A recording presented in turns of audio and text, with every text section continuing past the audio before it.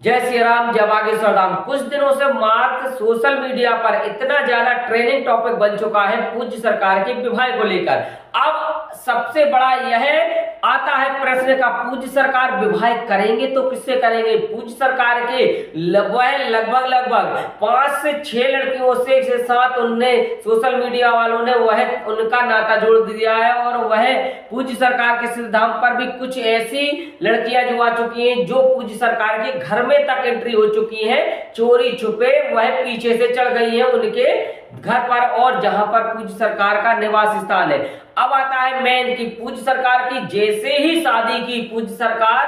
के गुरु ने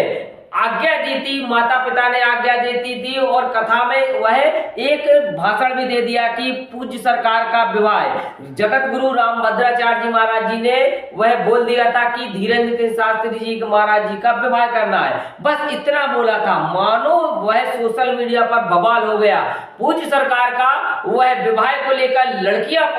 होने लगी, लड़कियां पसंद होने लगी और वह एक लड़की का नाम नहीं लगभग सैकड़ों लड़कियों के साथ नाम जोड़ दिया। तो उसमें से सबसे पहले जया किशोरी जी के साथ वह नाता जोड़ा और उनकी शादी डेट आ गई, शादी फिक्स हो गई। तमाम वह टिप्पणियां जब सोशल मीडिया पर चलने लगी तो पूज्य सरकार को भी काफी आघात पहुंचा कि आखिरकार मुझे पता नहीं और मेरी शादी की वह डेट आ गई और कब से वह पूज्य सरकार का विवाह डेट तक निकाल दी गई। परंतु जब पूज्य सरकार ने काफी आघात पहुंचा तो सोशल मीडिया के जरिए वह एक उन्होंने सूचना दी तो थोड़ा सा भ्रम हो गया। बस इतना भ्रम होने के बाद एक और नई लड़की तैयार हो गई जिसका नाम था शिवरंजनी। वह शिवरंजनी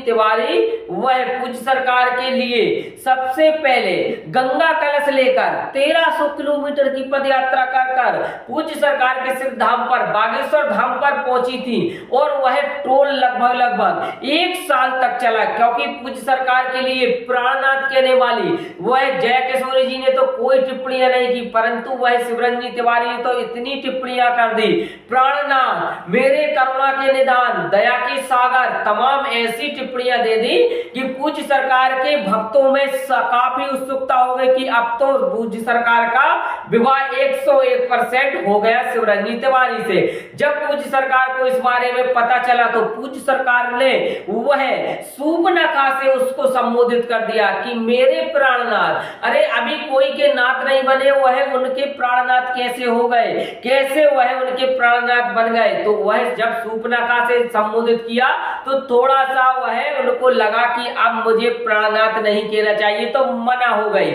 और जैसे ही पूज्य सरकार की मना हुई तो अब तीसरी एंट्री और होती है धांसूदार, क्योंकि पूज्य सरकार के जैसे जैसे वह वायरल होते जा रहे हैं और देश और विदेश में विख्यात होते जा रहे हैं वैसे ही लड़कियों की एंट्री नई हो रही है। अब तीसरी आती है राधिका। अब राधिका कौन है और कहां की रहने वाली है? तो सुनने में मैं आपको बता दूं, पूज्य सरकार की कुछ दिनों पहले चर्चाएं चली थी विवाह की, जब पूज्य सरकार इतने वायरल नहीं थे, ना ही वह कथाएं करते तो थे परंतु वह इतने ज्यादा प्रतिष्ठित नहीं थे, इतने ज्यादा नेता महानेता अभिनेता सिद्ध धाम पर नहीं आते थे। वह छोटा सा दिव्य दरबार लगता था और पूज्य सरकार की दिनचर्या धीरे धीरे जब बढ़ती गई तो वह 2000 लगभग 10 से 12 होगा और वह 2010 और 12 में पूज्य सरकार के लिए रिश्ता आया था और रिश्ता आया के साथ साथ पूज्य सरकार के माता पिता ने भी वह सिलेक्ट कर ली थी लड़की राधिका, क्योंकि राधिका काफी वह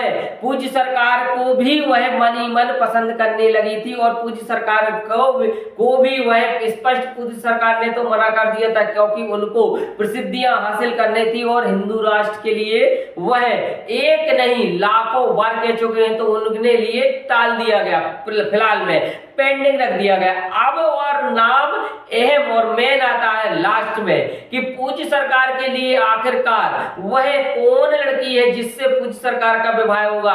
तीनों लड़कियां तो रिजेक्ट हो गई क्योंकि वह भक्तों ने पूज्य सरकार को लिए गुरु मां जरूर वह चाहिए, क्योंकि जब गुरु मां होगी तो दुलार और प्रेम और स्नेह वह करेंगी, क्योंकि पूज्य सरकार कभी कभी वह डांट देते हैं, फटकार देते हैं। तो जिसके लिए भक्तों में एक नई उत्सुकता उत्सुकता रहती है कि पूज्य सरकार का विवाह कब हो रहा है, किससे हो रहा है। यह केवल मात्र वह कल्पना सी होती जा रही है, क्योंकि पूज्य सरकार ने कुछ 2016-17 में कहा था कि सूट सिलवा के रखे, वह कंप्लीट रहे डांस करने के लिए, क्योंकि सेनाई भी बजेगी और डांस भी होगा और सभी भक्तों को बुलाया भी जाएगा। तो उस कल्पना को करते करते करते 2023 आ गया और 23 के आने के बाद पूज्य सरकार ने फिर एकाएक ही वह एक ऐसी लड़की जो वह लगभग तीसरी स्टोरी पर पीछे से उनके निवास स्थान पर चढ़ गई और उनके घर में एंट्री कर ली, मतलब चोरों की तरह चोरी छुपे हुए पूज्य सरकार के वह घर पर निवास पर स्थान पर पहुंच गई और वह कहने लगी मैं आपसे विवाह करूंगी। तो जैसे तैसे पूज्य सरकार ने अपनी जान छुड़ाई, क्योंकि उनको भी पहले के जमाने में क्या होता था कि रिश्ता आता था और रिश्ते के लिए लड़कों वालों को जाना पड़ता था। अब वह उल्टा हो रहा है, लड़कियां खुद ही अपना रिश्ता लेकर घर में एंट्री कर रही है। तो ऐसा पूज्य सरकार ने जब देखा तो पूज्य सरकार ने वह निवास स्थान ही बदल दिया, बागेश्वर धाम पर रहने लगे, क्योंकि पूज्य माता और पिताजी ने कह दिया कि भैया जी आफत तुम संभालो, तुम्हारी आफत वहीं पर रखो। तो पूज्य सरकार अब बागेश्वर धाम पर सिद्ध धाम पर ही परमानेंट रहने लगे। वैसे तो वो रुकते नहीं है, क्योंकि वह अपनी कथाओं में व्यस्तता रहती है और व्यस्तता के साथ साथ पूज्य सरकार जहां जहां जाते हैं वहां वहां हाई सिक्योरिटी लग जाती है, क्योंकि उनको पता होता है कि वह जितना डर लड़कों से नहीं है, जितना डर उन बेधर्मियों से नहीं है, इतना डर उनको वह कन्याओं से, क्योंकि वह एक ना एक बवंडर मचा देती है और वह जब बवंडर मच जाता है तो कहती है कि मैं आपसे विवाह करने वाली हूं। तो पूज्य सरकार की धीरे धीरे करके पूज्य सरकार को इतने 4-5 लड़कियों ने वह मामू मानो समझ लो उन्होंने अपना पीछा छुटाया। अब पूज्य सरकार का फिर विवाह के लिए ट्रोल मच चुका है और सभी भक्तों के मन में उत्सुकता फिर से एक नई किरण जाग गई, क्योंकि जगत गुरु भगवान रामभद्राचार्य जी महाराज जी ने कह दिया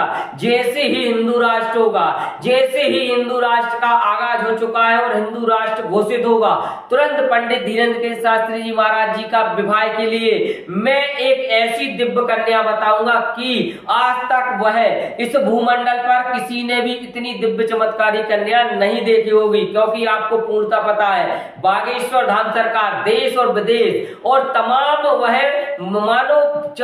सातों दिशाओं में पूज्य सरकार का बागेश्वर बालाई सरकार का नाम और रामलला सरकार के जयकारे जय घोष सभी वह वायुमंडल से लेके आकाश पृथ्वी तक गूंज रहे हैं। तो पूज्य सरकार के लिए सबसे ज्यादा खुशी किसको होगी, वो पूज्य माता जी को, क्योंकि उनको पता है कि घर में जब बहू आएगी तो निश्चित ही वह उनका काम बटाएगी, क्योंकि पूज्य सरकार के लिए और पूज्य सरकार तो वह चलते फिरते रहते हैं, क्योंकि कथाओं में व्यस्तता रहती है, सभी वह दिव्य दरबारों में व्यस्त रहती है, तो वो कम माँ के साथ कम टाइम निकाल पाते हैं। जब वह उनकी बहू हो जाएगी तो निश्चित ही वो जाना कम कर देंगे। तो बागेश्वर धाम सरकार पूज्य सरकार अब कौन दिव्य कन्या है, श्री जगत गुरु भगवान रामभद्राचार्य जी महाराज जी कुछ ही दिनों में ओपन करने वाले। तो वीडियो यदि आपको अच्छी लगी तो वीडियो को लाइक करें, शेयर करें, कमेंट करें और कमेंट में क्या लिखना है, जय सिया राम, जय बागेश्वर धाम।